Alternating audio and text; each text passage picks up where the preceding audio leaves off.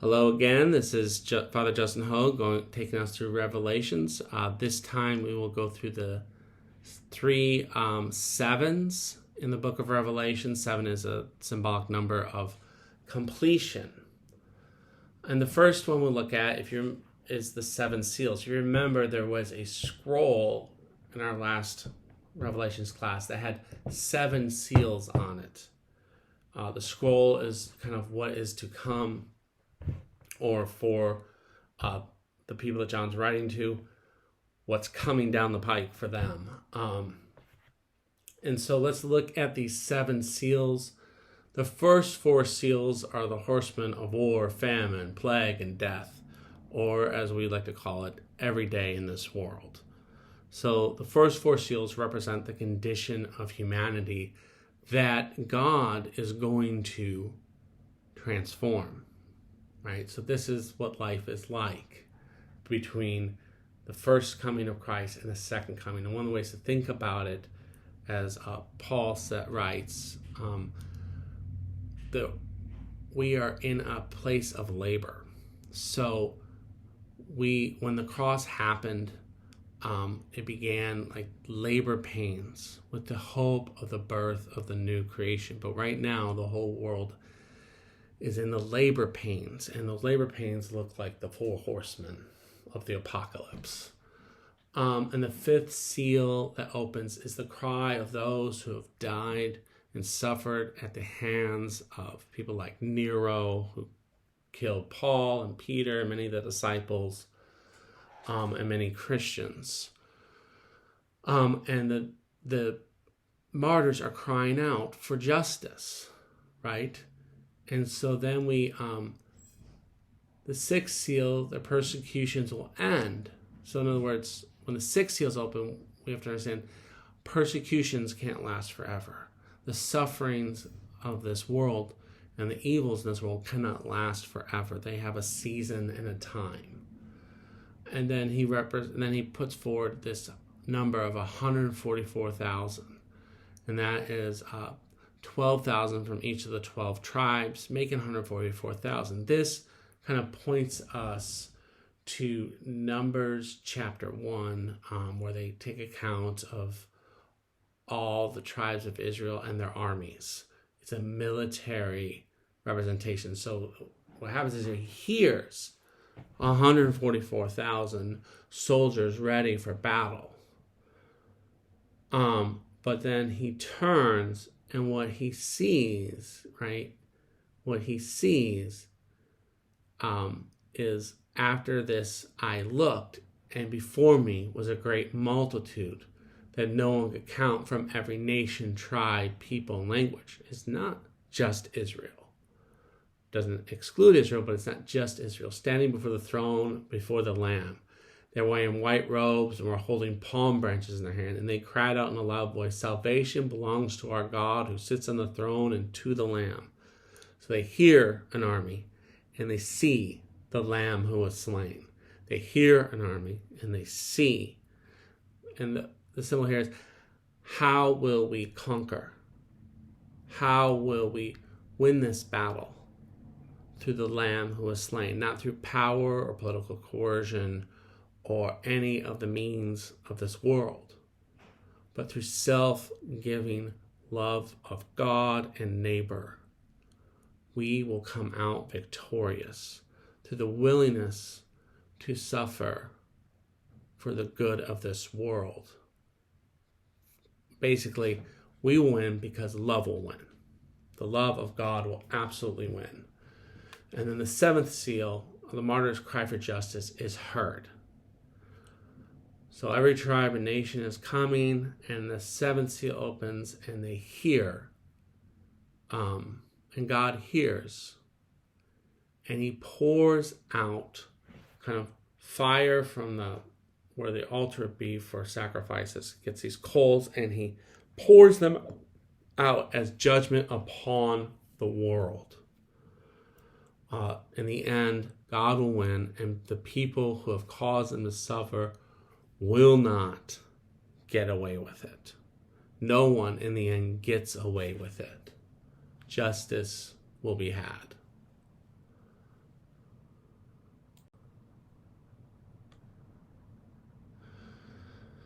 So in the next set of 7 seals, we have 7 trumpets, 7 trumpet blasts. I love the symbolism here. I mean, before seals being broken open, this scroll, very high drama. What's the next seal? And now it's trumpet blast. Boom, boom, boom. And one thing I want to say before we move forward is some people will see these 7s as different times, different things happening. But I don't think that's a good way of reading this. What I think is happening is each seal is the same period of time and expanding, both repeating what is going to happen and expanding on the idea. One of the reasons I think this is that 7 is the number of completion. If things are complete, why would you do them again? 7 things are done. And each 7, if you'll see, grows out of the next 7. It's like what I've heard it said in another place is if you think of like each 7 is kind of stored inside the next 7. And when you open it, there's another 7. And you open another 7, like a box wrapped in a box, wrapped in a box. Still the same present. They each end the same way. That's another key point. Each of the 7s end with judgment. And if there's judgment, why would you have judgment and then judgment and then judgment? There's one final judgment. So that's my argument. So the first 5 blasts of the trumpet are the plagues that struck Egypt way back in Genesis, or in Exodus, way back in Exodus. The plagues that struck Egypt. And so our minds should be thinking, what was happening in Egypt? It's invited us to think about that. And what has happened in the 6th seal is the horsemen coming out again. And this explanation that the hearts of the nations are going to get hardened against God. Why are they going to get hardened? Well, the trumpets, the plagues, God's judgment in a way is not going to change people's hearts. It is going to harden people's hearts. It is not the way that will bring the nations to God. As Pharaoh in Exodus 9, 2-21's heart gets hardened. And then let's read Revelation 11 together, this section of 11.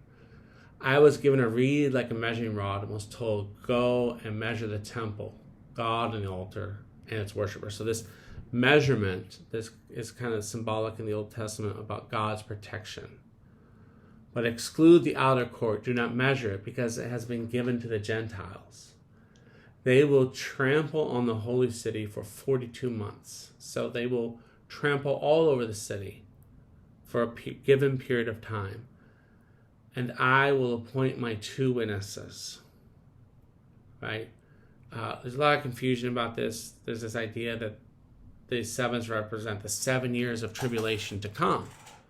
But, I mean, we already suffer from plague, famine, death. Like, these things already are happening. What's the difference? It's not 7 years to come. It is talking to a particular audience and telling them something they need to hear for their lives. And so 42 months is 3.5 years. It's halfway through the 7s. But the key here, I think, of understanding who these prophets are, because a lot of people discuss that, is the word 2 lampstands. It says, clothed in sackcloth. They are the 2 olive trees and the 2 lampstands. And they stand before the Lord, of the earth. So, 2 lampstands. We've already had this symbol. Well, this symbol has already been explained to us before. It was the 7 churches. Now it's talking about the 2 church. It's talking about the church, right? And the church will get killed, right? Will behold the lamb, right? Behold the blood, the sacrifice, the giving of life. Will killed and be dead and will rise up. The time will pass. The persecution will come and you'll think that you are going to be dead, and then you will overcome. The blood of the martyrs, as Tertullian says, is the seed of the church. Your being persecuted with patience and love will actually be the thing that delivers you from your persecution and puts an end to it. This doesn't last forever and will bring people now from every tribe and nation. It was that softening of the hearts will be through our self-giving love. Our care for our enemies will overcome the world. That is the way. And the beasts, it talks about beasts coming against them. And what you have to understand, they talk about Sodom and Egypt and these places that are in the Christian imagination, as places against God. The beasts are like nations and groups of people who try to force the people of God to be idolaters, to force them to sin. It's not every nation that doesn't believe in God. It is the ones that force people. They are beasts. And they will be overcome. Rome will get overcome. And in fact, it does. Eventually, the church does overcome Rome. And Rome becomes, by 386, by 350, I guess, Christian. And by 312, Christianity becomes legal. So they do overcome. And that's something to hold in mind. We will overcome with our love, not with power.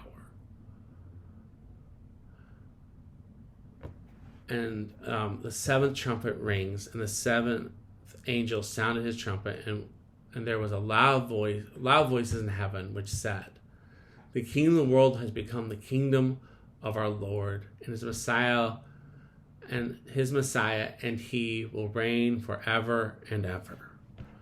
So the whole goal of what God is doing is that eventually, like in the Garden of Eden where God walked and talked with us, the heavenly realm, the spiritual realm, and the created universe will merge. And his throne will be here, and we will be both in creation and in heaven. And through that, he will make all things new. So that is our hope. The seventh trumpet here is very hopeful, right? That God will overcome through the Lamb who was slain.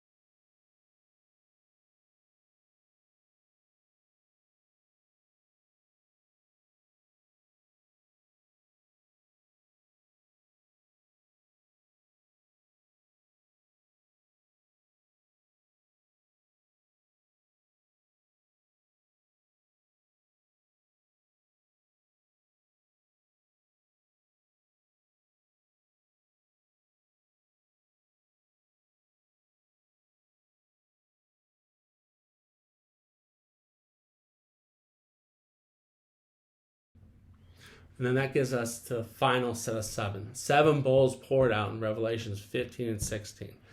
Next time we get together, we will finish the book of Revelations. This will set that up. And I'm going to move through this part quickly. So some key points. Although many will come from every nation, right? So we have that image of all the nations coming to God. Not every nation will come to God. So people within the nation will come, but not every nation. And then we get kind of the 7 bowls. We get those 7 plagues. We get 7 plagues, right? That are kind of the mark of completion, but also the plagues that all point back to Egypt. The nations, many of them, will harden their heart. And that will lead to Armageddon. The 6th bowl poured out is Armageddon. That is a place in Israel. It is. I've been there. It is a flat space where most of the battles that Israel fought is one of the only flat open spaces that you could armies could line up and just fight each other. So Armageddon, and it's also referenced in the Old Testament, Judges 5:19, amongst other places, or Judges 5:19. There will be a great battle between God and the enemies of God. But who are the enemies of God? Remember, we've heard this already. Satan is the enemy of God. The powers and principalities of this world are the enemy of God. This is like the final throwdown where the powers of the world are overthrown and the peoples of the world who have faith in Christ are delivered, vindicated. And it says in 16, then they gathered and the kings together to the place that in Hebrew is called Armageddon. And then the 7th angel poured out his bowl into the air, so the air covers everything, so this one goes everywhere, right? And out of the temple came a loud voice from the throne saying, it is done. If you hear that and you don't think of Jesus, it is finished, you're not thinking biblically. It is done. Then there came flashes of lightning, rumblings, peals of thunder, and a severe earthquake. Those are all things that happened in the gospel story when Jesus died on the cross and said, it is finished. And then these exact same things happened. You should keep that in your head. No earthquake like it has ever occurred. So he's trying to describe this massive earthquake, right? Big visions. It's very big flare here. The great city split into 3 parts, and the cities of the nations collapsed. God then, remember Babylon. Babylon is a symbol throughout the Old Testament of the enemies of God. It's a symbol of idolatry and all the things that could take the people of Israel from God. And he remembers them. And then he gave her the cup filled with the wine of the fury of his wrath. So there's this cup throughout the Old Testament that carries God's wrath. And when it gets too full, it tips out. It's like it overfills, and his wrath kind of tips out upon people or upon nations because it's too full with the blood and the cries of the suffering at the hands of the evil. Right? But the interesting thing is when Jesus is praying alone before his crucifixion, he says, Father, if it be your will, take this cup from me. But then he decides to drink the cup. And that cup is the cup of God's wrath, that Jesus drinks all of God's wrath away from us. And so he's drinking that cup. But until the time comes when he remembers the sins of the unrepentant, and especially the sins of Satan and his minions, and he dumps the wrath out on them. And then the plagues, again, from the sky, huge hailstones, each weighing about 100 pounds, fell on people, and they cursed God and counted the plagues of hail because the plague was so terrible. So again, Exodus. So in the end, people from every nation and tribe will come to God through the Lamb who was slain, and that is how we will overcome. But not everybody and not every nation will come to God. But in the end, God will win, and we will be vindicated by the Lamb who was slain, by the Lamb and not by the gun. What kind of war are we talking about here? And I believe this For me, I think this is a war between God and the powers of this world and their death kicks. It's not a real battle. He's going to win almost instantly, or probably instantly. But really, he's going to win through the Lamb who is slain. Behold the Lamb. That's a key point. And then we'll finish Revelations next time. It's been a lot of fun. I hope this is helpful. Peace.